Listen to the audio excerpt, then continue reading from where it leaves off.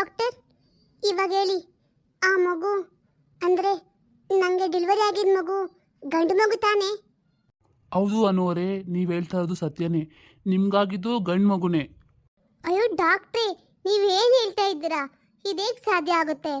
ನೀವು ಗಂಡು ಮಗು ಅಂತ ಹೇಳ್ತಾ ಇದ್ದೀರಾ, ಆದರೆ ನನ್ನ ಕೈ ಕೊಟ್ಟಿದ್ದು ಹೆಣ್ಮಗು ಅಲ್ವಾ? ಡಾಕ್ಟರ್, ಇದೇನಾಯಿತು? ನಾವು ಹಿಂಗೆಲ್ಲ ಆಗುತ್ತೆ ಅಂತ ಗೆಸ್ಸೇ ಮಾಡಿರ್ಲಿಲ್ವಲ್ಲ. ನೋಡಿ, ನೀವು ಮಾಡೋ ಕೆಲಸಕ್ಕೆಲ್ಲ ನಾನು ಎಲ್ಲರಿಗೂ ಆನ್ಸರ್ ಹೇಳೋವಾಗಿದೆ. ಅದು ಡಾಕ್ಟ್ರೇ, ಈ ಒಂದು ಸಾರಿ ನನ್ನ ಹೇಗಾದರೂ ಮಾಡಿ ಬಚಾವ್ ಮಾಡಿ, ಮತ್ತಿನ್ಯಾವತ್ತೂ ಈ ಥರ ಮಿಸ್ಟೇಕ್ ನಾನು ಮಾಡೋದಿಲ್ಲ. ಅಲ್ಲ, ನಿಮ್ಗೆ ಇವಾಗ ಬುದ್ಧಿ ಬಂದರೆ ಏನು ಪ್ರಯೋಜನ? ಎಲ್ಲ ಮುಗ್ದೋಗಿದೆ ಅಲ್ಲ. ನೋಡಿ, ಇವಾಗ ಇವ್ರಿಗೆ ಏನಂತ ಆನ್ಸರ್ ಮಾಡ್ಬೇಕು ನಾನು? ಹೇಳಿ. ಅದಕ್ಕೆ ರೀ ನಾವು ಹೇಳೋದು, ಕೆಲಸ ಮಾಡುವಾಗ ನಮ್ಮ ಗಮನ ಪೂರ್ತಿ ನಮ್ಮ ಕೆಲಸದ ಮೇಲೆ ಇರಬೇಕು ಅಂತ. ಆದರೆ ನೀವು ಹಾಗಲ್ಲ. ಬೆಳಗ್ಗೆ ಬರ್ತೀರಾ, ಮನೆಯಲ್ಲೆಲ್ಲ ಏನಾಯಿತು ಅಂತ ಯೋಚನೆ ಮಾಡ್ಕೊಂಡು ಕೆಲಸ ಮಾಡ್ತೀರಾ. ಅದರ ರಿಸಲ್ಟು ಹೀಗಿರುತ್ತೆ. ನೀವೆಲ್ಲ ಮಾಡೋದಕ್ಕೆ ನಾನು ತಲೆ ಕೊಡ್ಬೇಕಾಗಿ ಬಂದಿದ್ದೆ. ಅಯ್ಯೋ ಡಾಕ್ಟ್ರೇ, ನೀವಿಬ್ಬರೇ ಮಾತಾಡ್ಕೊಂಡಿದ್ರೆ ನಮಗೇನು ಅರ್ಥ ಆಗುತ್ತೆ? ನೋಡಿ, ನಮಗೆ ತುಂಬ ದೊಡ್ಡ ಸಮಸ್ಯೆ ಆಗಿದೆ. ಈ ಸಮಸ್ಯೆನ ನೀವು ಮಾತ್ರ ಪರಿಹಾರ ಮಾಡಬೇಕು. ಹೌದು ಡಾಕ್ಟ್ರೇ, ನೀವಿಬ್ಬರೇ ಮಾತಾಡ್ತಿದ್ರೆ ನಮಗೆಲ್ಲ ಏನು ಅರ್ಥ ಆಗುತ್ತೆ? ನೋಡ್ರಿ, ಹೇಳ್ರಿ. ಅವ್ರು ಕೇಳ್ತಿದ್ದಾರೆ, ಅವ್ರ ಪ್ರಶ್ನೆಗೆ ಉತ್ತರ ನೀವೇ ಕೊಡಿ. ನನ್ನ ಕೈಲಾಗಲ್ಲ. ಡಾಕ್ಟ್ರೇ ಪ್ಲೀಸ್, ಈ ಒನ್ ಟೈಮು ಹೇಗಾದರೂ ಮಾಡಿ ನನ್ನ ಕಾಪಾಡಿ.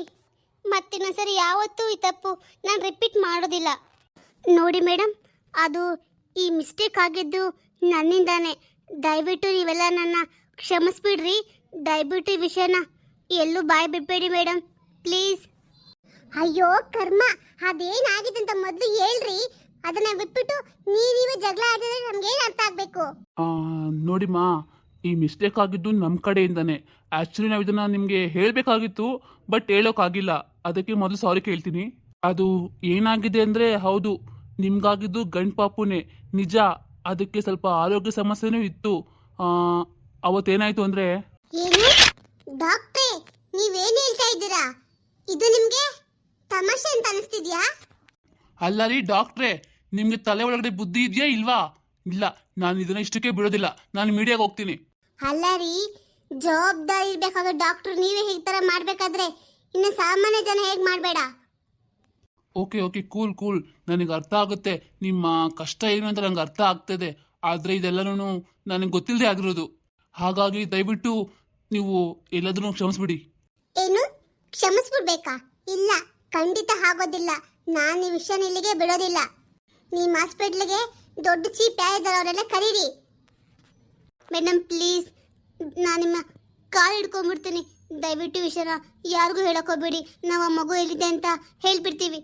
ಏನು ಆ ಮಗು? ಅಲ್ಲ ರೀ, ಇವಾಗ ನಾವು ಹೋಗಿ ಆ ಮಗುನ ಕೇಳಿದ್ರೆ ಅವ್ರು ಕೊಟ್ಬಿಡ್ತಾರಾ? ಹಂಗಂದ್ರೆ ನೀವು ನಮಗೆ ಹೇಗೆ ಮೋಸ ಮಾಡಿದ್ದೀರೋ, ಆ ತಂದೆ ತಾಯಿಗೂ ಅಂದರೆ ಆ ಮಗುವಿನ ತಂದೆ ತಾಯಿಗೂ ಹೀಗೆ ಮೋಸ ಮಾಡಿದ್ದೀರಾ? ನಿಮ್ಗೆ ಏನು ಹೇಳ್ಬೇಕು ಅಂತ ನಂಗೆ ಅರ್ಥನೇ ಆಗ್ತಾ ಇಲ್ಲ. ಸರ್, ಇದರಲ್ಲಿ ನಮ್ಮ ಡಾಕ್ಟರ್ದು ಏನೂ ತಪ್ಪಿಲ್ಲ. ಅದು ನನ್ನಿಂದನೇ ಆಗಿರೋ ಮಿಸ್ಟೇಕು ಸರ್. ಅದು ಗೊತ್ತಿಲ್ಲದೆ ಆಗ್ಬಿಟ್ಟಿದೆ. ನಾನು ಖಂಡಿತ ಬೇಕು ಅಂತ ಏನೂ ಮಾಡಲಿಲ್ಲ. ಸರಿ, ಈಗ ಹೇಳಿ, ನನ್ನ ಮಗು ಯಾರ ಹತ್ರ ಇದೆ ಅಂತ. ಅದು ಏನಾಯ್ತು ಅಂದರೆ, ಅವತ್ತು ನಿಮಗೆ ಮತ್ತೆ ಇನ್ನೊಂದು ಪೇಷಂಟ್ ಇದ್ರು. ಅವ್ರಿಗೆ ಇಬ್ರಿಗೂ ಒಟ್ಟಿಗೆ ಡೆಲಿವರಿ ಆಯಿತು. ಹಾಗಾಗಿ ನಿಮ್ಮ ಮಗು ಅವ್ರ ಹತ್ರ ಹೋಗಿದೆ, ಅವ್ರ ಮಗು ನಿಮಗೆ ಬಂದ್ಬಿಟ್ಟಿದೆ. ಹೌದಾ? ಸರಿ, ಅವ್ರ ಅಡ್ರೆಸ್ ಹೇಳಿ ಸ್ವಲ್ಪ ಹೇಳ್ತೀರಾ? ಅಡ್ರೆಸ್ ಎಲ್ಲ ಹೇಳ್ತೀವಿ. ಆ ಮಗುವಿನ ತಾಯಿ ಹೆಸರು ಮಂಗಳ ಅಂತ, ಆ ಮಗುವಿನ ತಂದೆ ಹೆಸರು ರಘು ಅಂತ. ಏನು ಡಾಕ್ಟ್ರೆ, ಮತ್ತೊಂದು ಸರಿ ಹೇಳಿ. ಆ ಮಗುವಿನ ತಾಯಿ ತಂದೆ ಹೆಸರು ಮಂಗಳ ಮತ್ತೆ ರಘು ಅಂತ. ಅವ್ರ ಅಡ್ರೆಸ್ಸು ಮತ್ತು ಡೀಟೇಲ್ಸು ನಾನು ಕೊಡ್ತೀನಿ ನಿಮಗೆ. ಸರಿ ಡಾಕ್ಟ್ರೆ, ಅದು ಡೀಟೇಲ್ಸ್ ಎಲ್ಲ ಫೋನಿಗೆ ಕಳಿಸ್ಬಿಡಿ. ನಾವು ಇವಾಗಲೇ ಹೋಗಿ ಅವ್ರನ್ನ ಕೇಳ್ಕೊಂಡು ಬರ್ತೀವಿ. ಅಲ್ಲ ಡಾಕ್ಟ್ರೆ, ಈ ವಿಷಯ ಅವ್ರಿಗಿನ್ನೂ ಗೊತ್ತಿಲ್ವಲ್ಲ. ನಮ್ಗೆ ಮಗುನ ಕೊಡೋಕೆ ಒಪ್ಕೊಳ್ತಾರೋ ಇಲ್ವೋ? ಅದ್ರ ಬಗ್ಗೆ ನನಗೆಲ್ಲ ಏನೂ ಗೊತ್ತಿಲ್ಲಮ್ಮ. ಅದು ಏನೇ ಇದ್ರೂ ನೀವೇ ಸಾಲ್ವ್ ಮಾಡ್ಕೋಬೇಕು. ಏನು, ನಾವು ಸಾಲ್ವ್ ಮಾಡ್ಕೋಬೇಕಾ? ನೋಡಿ, ಒಂದು ವೇಳೆ ಆ ಮಗುವಿನ ತಂದೆ ತಾಯಿ ನಮಗೆ ಮಗುನ ಕೊಡೋಕೆ ಒಪ್ಕೊಳ್ದೆ ಹೋದ್ರೆ ನಾನು ಖಂಡಿತ ಬಿಡಲ್ಲ ಸುಮ್ಮನೆ ನಿಮ್ಮನ್ನು. ಇಲ್ಲ ಮೇಡಮ್, ಆ ಥರ ಎಲ್ಲ ಏನೂ ಆಗಲ್ಲ. ಅವ್ರು ನಿಮಗೆ ಮಗುನ ಕೊಟ್ಬಿಡ್ತಂತ ನಮ್ಗೆ ಅನಿಸುತ್ತೆ. ನೀವು ಹೇಗೆ ಹೇಳ್ತೀರಾ ಅಷ್ಟೊಂದು ನಿಖರವಾಗಿ? ಅದೇನು ಅಂದರೆ, ಅವರು ಇತ್ತೀಚೆಗೆ ಒಂದು ಸರಿ ನಮ್ಮ ಹಾಸ್ಪಿಟ್ಲಿಗೆ ಬಂದಿದ್ದರು ಆ ಮಗುವಿನ ಬಗ್ಗೆ ವಿಚಾರಿಸೋಕ್ಕೆ. ಅದು ಅವ್ರ ಮಗು ಆರೋಗ್ಯ ಸಮಸ್ಯೆ ತುಂಬ ಇದೆಯಲ್ಲ, ಈ ಮಗು ಸರಿ ಹೋಗುತ್ತಾ ಏನು ಅಂತ ಕೇಳ್ತಾ ಇದ್ರು. ಆವಾಗ ನಮ್ಮ ಡಾಕ್ಟ್ರೇ ಅವ್ರನ್ನ ಮಗುನ ಬೇರೆ ಕಡೆ ಅಡ್ಮಿಟ್ ಮಾಡೋಕ್ಕೆ ಬರ್ಕೊಟ್ಟಿದ್ದಾರೆ. ಹೌದಾ? ಹಾಗಾದರೆ ಆ ಮಗು ಎಲ್ಲಿದೆ ಅಂತ ನಿಮ್ಗೆ ಅಡ್ರೆಸ್ ಗೊತ್ತಿದೆ ಅನ್ಸುತ್ತಲ್ಲ? ಹಾಂ, ಅದು ನನಗೆ ಗೊತ್ತಿದೆ. ಅದ್ರ ಬಗ್ಗೆ ನನಗೆ ವಾಟ್ಸಪ್ಗೆ ಮೆಸೇಜ್ ಮಾಡ್ತೀನಿ. ಸರಿ, ಹಾಗಿದ್ರೆ. ರೀ, ಹಾಸ್ಪಿಟ್ಲಿಗೆ ನೀವು ಹೋಗಿದ್ರಲ್ಲ, ಡಾಕ್ಟ್ರ್ ಏನು ಹೇಳಿದ್ರು? ಅದು ಪರಿ ಏನಾಯಿತು ಅಂದರೆ ಹಾಸ್ಪಿಟ್ಲಲ್ಲಿ ಮಗು ಎಕ್ಸ್ಚೇಂಜ್ ಆಗಿಬಿಟ್ಟಿದೆ, ಅಂದರೆ ಅದಲು ಬದಲು ಆಗಿಬಿಟ್ಟಿದೆ. ಹೌದಾ? ಇದೇ ನಿಂಗೆ ಹೇಳ್ತಿದ್ರಲ್ಲ ನೀವು, ಮಗು ಅದಲು ಬದಲು ಆಗೋದಂದರೆ ಹೇಗೆ ಸಾಧ್ಯ? ಹಂಗಂದ್ರೆ ಆ ಮಗು ಎಲ್ಲಿದೆ? ಅದು ಅದೇ ಹಾಸ್ಪಿಟ್ಲಲ್ಲಿ ಅವತ್ತು ಇನ್ನೊಂದು ಪೇಷಂಟ್ಗೆ ಡೆಲಿವರಿ ಆಯಿತು, ಮಂಗಳ ಅಂತ. ಆ ಮಗು ಅವ್ರ ಹತ್ರ ಇದೆ. ಅವ್ರ ಮಗುನೇ ಇವಾಗ ನಿನ್ನ ಹತ್ರ ಇರೋದು. ಏನು ಮಂಗಳನ? ಈ ಹೆಸರೆಲ್ಲೋ ಕೇಳ್ದಾಗಿದೆಯಲ್ಲ. ಓ, ಮಂಗಳ, ನನಗೆ ಗೊತ್ತು. ಪರಿ, ನಿಂಗೆ ಅವ್ರು ಗೊತ್ತಾ? ಹೇಗೆ ಗೊತ್ತು? ಅಯ್ಯೋ ರೀ, ನಾನು ನಿಮ್ಗೆ ಹೇಳ್ತಿರ್ಲಿಲ್ವಾ, ಒಬ್ರು ನನಗೆ ಫ್ರೆಂಡ್ ಆದ್ರು ರೀ ದೇವಸ್ಥಾನದಲ್ಲಿ ಅಂತ. ಅವರೇ ರೀ ಮಂಗಳ. ಹಾಂ, ಅವರೇನಾ ಮಂಗಳ? ಹಾಂ ಹೌದು, ಅವ್ರು ನಮ್ಮ ಮನೆಗೂ ಬಂದಿದ್ದಾರೆ. ನೀವು ಅವ್ರನ್ನ ಭೇಟಿ ಮಾಡಿಲ್ಲ ಅಷ್ಟೇ.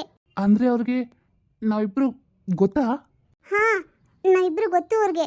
ಅಂದರೆ ನೀವು ಡೈರೆಕ್ಟಾಗಿ ಮೀಟ್ ಮಾಡಿಲ್ಲ, ನಿಮ್ಮ ಫೋಟೋ ಇತ್ತಲ್ಲ, ನಾನು ತೋರಿಸಿದ್ದೀನಿ ಅವ್ರಿಗೆ.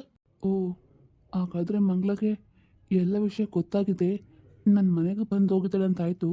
ಓ ಸರಿ ಸರಿ, ನಾನು ಬರ್ತೀನಿ. ಆ ಮಗು ಎಲ್ಲಿದೆ ಅಂತ ಮೊದಲು ಹುಡುಕ್ಬೇಕು. ನನ್ನ ಮಗಳು ಅದೇ ಕ್ಲಾಸ್ ಮೇಲೆ ಹೋಗಿದ್ದಾಳೆ. ಬಾಮಕ್ಕ, ಹಾಗಾದರೆ ಮುಂದೆ ಏನಾಗುತ್ತೆ? ಅಯ್ಯೋ ದೇವರೇ, ಇದೇನಾಗ್ತಾ ಇದೆ?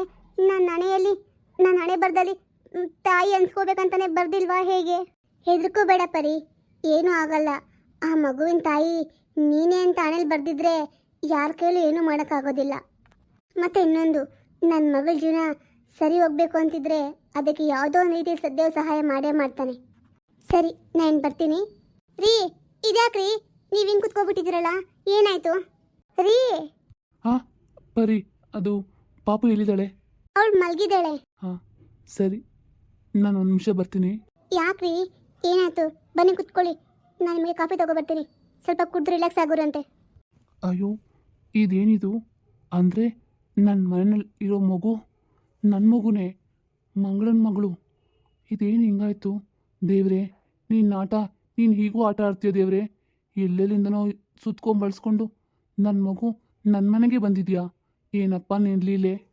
ನಾನು ಎಷ್ಟು ಯೋಚನೆ ಮಾಡ್ತಾಯಿದ್ದೆ, ನನ್ನ ಮಗು ಅನಾಥ ಆಗೋಯ್ತು ಅಂತ. ಆದರೆ ಇಲ್ಲ, ನನ್ನ ಮಗು ನನ್ನ ಹತ್ರನೇ ಇದೆ, ನನ್ನ ಮಗಳು.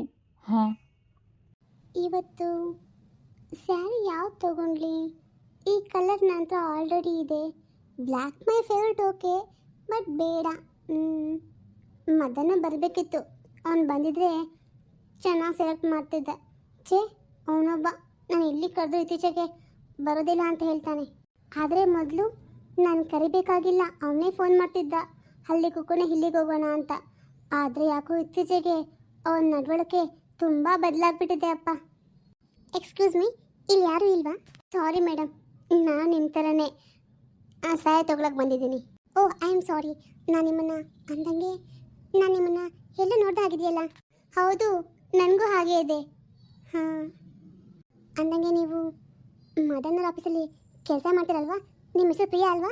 ಹೌದು, ನಿಮಗೆ ಗೊತ್ತಾಯಿತು. ನೀವು ಯಾರು ಅಂತ ನನಗೆ ನೆನಪಾಗ್ತಿಲ್ಲ. ನಾನು ಮದನ್ ವೈಫ್ ಲಾವಣ್ಯ ಅಂತ. ಏನು, ಮದನ್ ವೈಫಾ? ನೀವೇನು ಹೇಳ್ತಾ ಇದ್ದೀರಾ? ಮದನ್ಗೆ ಮದುವೆ ಆಗಿದೆಯಾ? ಓ ಕರೆಕ್ಟು, ನೀವು ಅವತ್ತು ಸಿಕ್ಕಿದ್ರಿ ಅಲ್ವಾ? ಆದರೆ ಅವನು ಹೇಳಿದ್ದು ನೀವು ಅವನ ಫ್ರೆಂಡ್ ಹೆಂಡ್ತಿ ಅಂತ. ನೀವು ಅವನಿಗೆ ಹೆಂಡ್ತಿನಾ? ಹೌದು ಪ್ರಿಯಾ ಅವರೇ, ನನಗೆ ನಿಮ್ಮ ಪರಿಚಯ ಇಲ್ಲ, ನಿಮಗೆ ನನ್ನ ಪರಿಚಯ ಇದೆ. ಓ, ನಮ್ಮ ಯಜಮಾನರು ನಿಮಗೆ ನಾನು ಅವ್ರನ್ನ ಫ್ರೆಂಡ್ ಹೆಂಡ್ತಿ ಅಂತ ಹೇಳಿದ್ದಾರಾ? ಹೇಳಿದ್ದಾರೆ ಬಿಡಿ, ಅದರಲ್ಲೇನು ಆಶ್ಚರ್ಯ ಇಲ್ಲ. ಅಯ್ಯೋ, ನೀವೇನು ಇಷ್ಟು ಈಸಿಯಾಗಿ ಹೇಳ್ತಿದ್ದೀರಲ್ಲ? ಅವನು ನಿಮಗೆ ಮೋಸ ಮಾಡಿದ್ದಾನೆ ಅಲ್ವಾ? ಅದು ನಾನು ನಿಮಗೊಂದು ವಿಷಯ ಇಲ್ಲ, ಇತ್ತೀಚೆಗೆ ಯಾಕೋ ಅವನು ತುಂಬ ಬದಲಾಗ್ಬಿಟ್ಟಿದ್ದಾನೆ. ನನಗೆ ಅನುಮಾನ ಇತ್ತು ನೀವು ಅವ್ರ ಹೆಂಡ್ತಿನೇ ಅಂತ. ಆದರೆ ನಾನು ಅವನಿಗೆ ಡೈರೆಕ್ಟಾಗಿ ಕೇಳಿರಲಿಲ್ಲ ಅಷ್ಟೇ. ಯಾಕೆಂದರೆ ಅವನೇ ನನಗೆ ನಿಜ ಹೇಳ್ತಾನ, ಸ್ವಲ್ಪ ದಿನ ವೆಯ್ಟ್ ಮಾಡೋಣ ಅಂತ. ಕಟ್ಕೊಂಡಿರೋ ಹೆಂಡತಿಗೆ ಸುಳ್ಳು ಹೇಳಿರೋ ಅವರು ಇನ್ನು ತಪ್ಪಾಗಿ ತಿಳ್ಕೊಬೇಡಿ. ನೀವು ಅವ್ರಿಗೆ ಎಷ್ಟನೇ ಗರ್ಲ್ ಫ್ರೆಂಡ್ ಅಂತ ಗೊತ್ತಿಲ್ಲ, ಆದರೆ ನಿಮ್ಗೆ ಹೇಳಿದರೆ ಸುಳ್ಳು ಅನ್ನೋದ್ರಲ್ಲಿ ನನಗೆ ಯಾವುದೇ ರೀತಿ ಆಶ್ಚರ್ಯ ಇಲ್ಲ. ಅಲ್ಲ ಲಾವಣ್ಯ ಅವರೇ, ನೀವಿಷ್ಟು ಈಸಿಯಾಗಿ ಹೇಳ್ತೀರಲ್ಲ, ನೀವು ಯಾಕೆ ಅವ್ರನ್ನ ಕೇಳಲ್ಲ? ಏನಂತ ಕೇಳಬೇಕು ಪ್ರಿಯಾ ಅವರೇ? ಹೇಳಿ, ಒಬ್ಬರು ಇಬ್ಬರಂದ್ರೆ ಹೇಳ್ಬೋದು ಕೇಳ್ಬೋದು, ಆದರೆ ಅವ್ರಿಗೆ ಸುಮಾರು ಜನ ಹೆಣ್ಮಕ್ಳು ಪರಿಚಯ ಆಗಿದೆ. ಅದು ಇತ್ತೀಚೆಗಂತೂ ತುಂಬ ಜಾಸ್ತಿನೇ ಆಗಿದೆ. ಅದು ಅಲ್ಲದೆ ನಾನು ಏನಾದರೂ ಕೇಳೋಕ್ಕಂತ ಹೋದರೆ ಅವ್ರು ನನಗೆ ಸಂದೇಶ ಕೊಟ್ಬಿಟ್ಟು ಸುಮ್ಮನಾಗ್ಬಿಡ್ತಾರೆ. ಹಾಗಾಗಿ ನಾನೇನು ಕೇಳೋದಕ್ಕೆ ಹೋಗೋದಿಲ್ಲ. ಅಲ್ಲ ನೋಡಿ, ನೀವೇ ನೋಡಿ, ನನಗೆ ಯಾವುದ್ರಲ್ಲಾದ್ರೂ ಕಡಿಮೆ ಇದೆಯಾ? ನಾನು ನೋಡೋಕೆ ಅಂದವಾಗಿಲ್ಲ ಇಲ್ವಾ ಹೇಳಿ? ಆದರೆ ಅವ್ರು ಯಾಕೆ ಈ ಥರ ಮಾಡ್ತಾರೆ? ನಾನು ಅವ್ರಿಗೇನು ಮೋಸ ಮಾಡಿದ್ದೀನಿ ಹೇಳಿ? ಐ ಆಮ್ ಸಾರಿ, ನಾನು ನಿಮ್ಮ ಪ್ರಶ್ನೆಗೆ ಏನಂತ ಆನ್ಸರ್ ಕೊಡಬೇಕು ಅಂತ ಗೊತ್ತಿಲ್ಲ. ಯಾಕೆಂದರೆ ಇದರಲ್ಲಿ ನಂದು ತಪ್ಪಿದೆ ಅಲ್ವಾ? ನನ್ನ ಕ್ಷಮಿಸ್ಬಿಡಿ ಲಾವಣ್ಯ ಅವರೇ, ನಾನು ತಪ್ಪು ಮಾಡಿಬಿಟ್ಟೆ. ನನ್ನ ತಪ್ಪೇನು ಅಂತ ನನಗೆ ಇತ್ತೀಚೆಗಷ್ಟೇ ಅರ್ಥ ಆಗಿದೆ. ಅದು ಅವ್ರ ನಡವಳಿಕೆ ನೋಡಿ. ನೀವೇನು ಹೇಳ್ತಾ ಇದ್ದೀರಾ? ಅವ್ರ ನಡವಳಿಕೆ ನೋಡಿ ಅಂದರೆ ಏನಾಯಿತು? ನಂಗೆ ಸ್ವಲ್ಪ ಹೇಳ್ತೀರಾ ಪ್ಲೀಸ್? ಖಂಡಿತ ಹೇಳ್ತೀನಿ. ನನಗೆ ನಿಮ್ಮನ್ನು ನೋಡಿದ್ರೆ ನನ್ನ ಅಕ್ಕ ನೋಡ್ದಂಗೆ ಆಗ್ತಿದೆ. ಹಂಗಾಗಿ ನಾನು ನಿಮಗೆ ಖಂಡಿತ ಎಲ್ಲ ವಿಷಯ ಹೇಳ್ತೀನಿ. ಅದೇನು ಅಂದರೆ, ಇತ್ತೀಚೆಗೆ ನಮ್ಮ ಆಫೀಸಲ್ಲಿ ಒಂದು ಹುಡುಗಿ ಹೊಸದಾಗಿ ಕೆಲಸಕ್ಕೆ ಸೇರ್ಕೊಂಡಿದ್ದಾಳೆ. ಅವಳ ಜೊತೆ ನಿಮ್ಮ ಯಜಮಾನ್ರು ತುಂಬ ಕ್ಲೋಸ್ ಆಗಿದ್ದಾರೆ. ಇದಕ್ಕೆ ಮೊದಲು ನನ್ನ ಜೊತೆನೂ ಹಾಗೆ ಇದ್ದರು, ಆದರೆ ಈಗ ಅವಳು ಬಂದಮೇಲೆ ಅವಳ ಜೊತೆ ಕ್ಲೋಸ್ ಆಗಿಬಿಟ್ಟಿದ್ದಾರೆ. ಹಾಗಾಗಿ ಅವ್ರಿಗೆ ನನ್ನ ಮೇಲೆ ಇಂಟ್ರೆಸ್ಟ್ ಕಡಿಮೆ ಆಗಿಬಿಟ್ಟಿದೆ. ನೀವು ತಪ್ಪು ತಿಳ್ಕೊಬೇಡಿ, ನಾನು ಇದೇ ಕಾರಣಕ್ಕೆ ನಿಮಗೆಲ್ಲ ಹೇಳ್ತಾ ಇದ್ದೀನಿ ಅಂತ. ನನಗೆ ವಿಷಯ ತುಂಬ ಸರಿ ನಿಮ್ಗೆ ಹೇಳ್ಬೇಕು ಅಂತ ಅನಿಸಿತ್ತು, ಆದರೆ ಹೇಳೋಷ್ಟು ನನಗೆ ಧೈರ್ಯ ಇರಲಿಲ್ಲ ಅಷ್ಟೇ. ನೋಡಿ ಲಾವಣ್ಯ ಅವರೇ, ನಾನು ನಿಮಗೆ ಯಾವ ರೀತಿ ಬೇಕೋ ಸಹಾಯ ಮಾಡೋಕ್ಕೆ ರೆಡಿಯಾಗಿದ್ದೀನಿ. ನಿಮ್ಗೆ ಯಾವ ಸಹಾಯ ಬೇಕಾದರೂ ನನ್ನ ಕೇಳಿ, ಆದರೆ ದಯವಿಟ್ಟು ನನ್ನ ಕ್ಷಮಿಸ್ತೀರಾ ಅಲ್ವಾ? ಪರವಾಗಿಲ್ಲ ಬಿಡಿ ಪ್ರಿಯಾ ಅವರೇ, ನಿಮ್ಗೆ ಇಷ್ಟು ಒಳ್ಳೆ ಮನಸ್ಸಿದೆಯಲ್ಲ, ನನಗೆ ಅರ್ಥ ಆಗುತ್ತೆ. ನೀವು ನನ್ನಾಗೆ ಒಂದು ಹೆಣ್ಣಲ್ವಾ? ಅವ್ರ ಬಣ್ಣದ ಮಾತಿಗೆ ನೀವು ಬೆರಗಾಗಿರ್ತೀರ ಅಂತ ನನಗೆ ಅರ್ಥ ಆಗ್ತಾ ಇದೆ. ಆದರೆ ಅವ್ರಿಗೆ ಸರಿ ಹೋಗುತ್ತೆ ಬುದ್ಧಿ ಅಂತ ನನಗೆ ಅನಿಸ್ತಾನೇ ಇಲ್ಲ. ಆದರೂ ನನ್ನ ಪ್ರಯತ್ನ ಮಾತ್ರ ನಾನು ಯಾವತ್ತೂ ಬಿಟ್ಟಿಲ್ಲ, ಮುಂದೆ ಬಿಡೋದು ಇಲ್ಲ. ಆದರೂ ನೀವು ತುಂಬ ಗ್ರೇಟು. ಅಂಥ ಗಂಡು ಜೊತೆನಲ್ಲಿ ಜೀವನ ಮಾಡ್ತಾ ಇದ್ದೀರಲ್ಲ.